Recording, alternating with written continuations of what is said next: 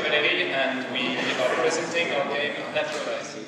And first we will show you a small video we did with only in-game footage.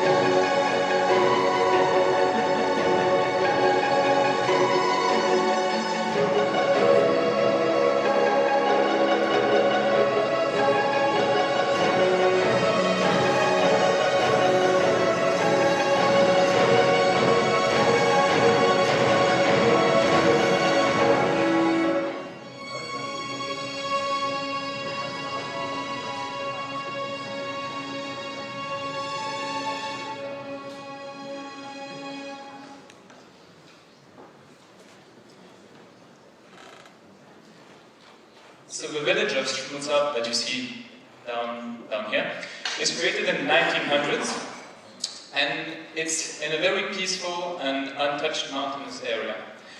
The inhabitants of this village are very big polluters. They don't care at all about nature, about the environment.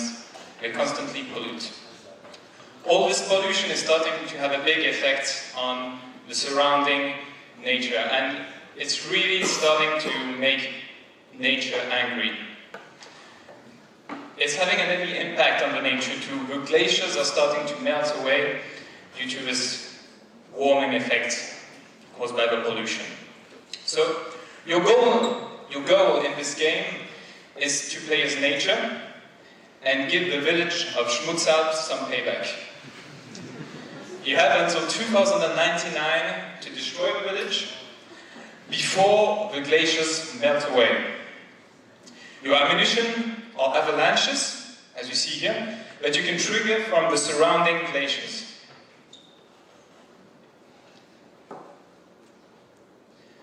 So, to build our game, we went through multiple stages, and the first was to build a physical prototype to understand the core mechanics of our game independently of the technical side. We then made some digital renders and also looked at some schema images just to get the feel of what we wanted our game to look like. And finally, we chose to go for a more cartoonish look. So these are the first iterations of our project. So as you can see in the beginning, we had no shadows, a distorted image, basic UI, and then we added more trees, and here you can see the first iteration of the physics simulation of the avalanches. So as you can see, here we have 3 avalanches and we just simulated the sides. We then interpolated values between the sides of the avalanches and generated particles from all these values. And this allowed us to get something which looks like an avalanche. We then added some glaciers and added a lot of logic for how the glaciers shrink from the 1950s until 2099. Finally, we revamped the UI, we added pollution levels, and we also gave some feedback to the player when he is destroying buildings. So, the biggest challenge in our game was performance. Basically, simulating avalanches on a huge terrain in an efficient way. And, for example, this sequence is a computer-generated one, and it took 12 hours to render, 14 hours to simulate, and 120 gigabytes of storage just to store the particles. And we have to do something which is real time, and we don't have a lot of memory. So that's about it. Let's play our game.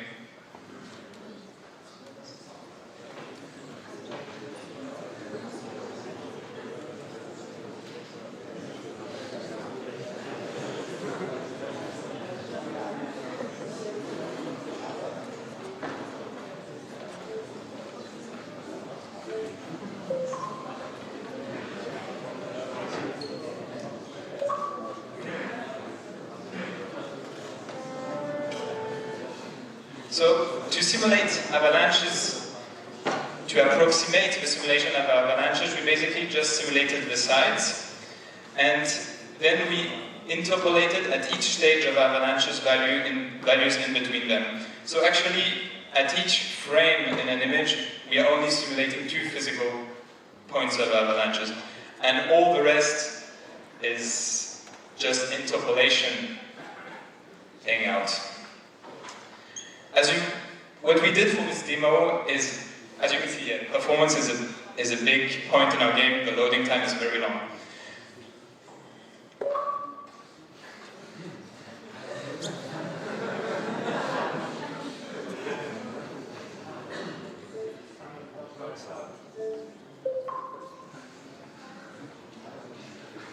So yeah, I hope I can show you our game.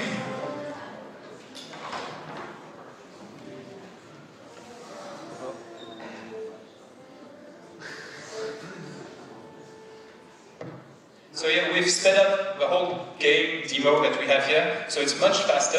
And as you can see, the years, they start in 1950s and they go much faster to 2099. We constantly have new buildings appearing. As we are in 1950s, we have very basic buildings appearing. And each time you have a new building, you have a little smiley appearing. Kasim can trigger an avalanche here from the glaciers. And we have a small blue zone indicating what amount, what size of avalanche it will trigger. So basically the intuitive idea is that triggering near the edge of a glacier will send a big avalanche, because you can send the entire height of the glacier and not just the surface as you would if you triggered higher. And you're actually gaining karma points when there are the red smileys, when you're destroying the buildings. Once you win some karma points, you can go into the market and use these karma points to unlock weapons and buy other useful items.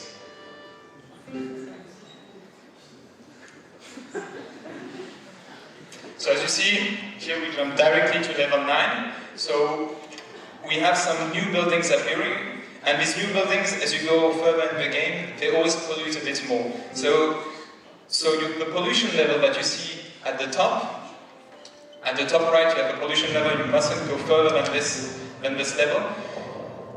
New buildings will pollute more, and you will get quicker to that level. And your goal is really to stay under it to survive a level and reach 2099 without.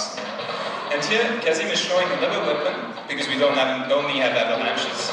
After our playtest, a lot of people wanted other weapons.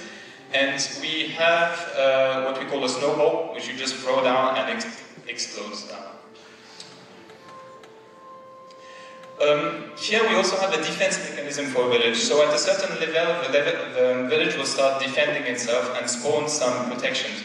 These protections block avalanches, and the only way to go through these protections, as you see here, is to use what we call a wall banger, which is basically a tree trunk that you can throw down the mountain and break these defenses.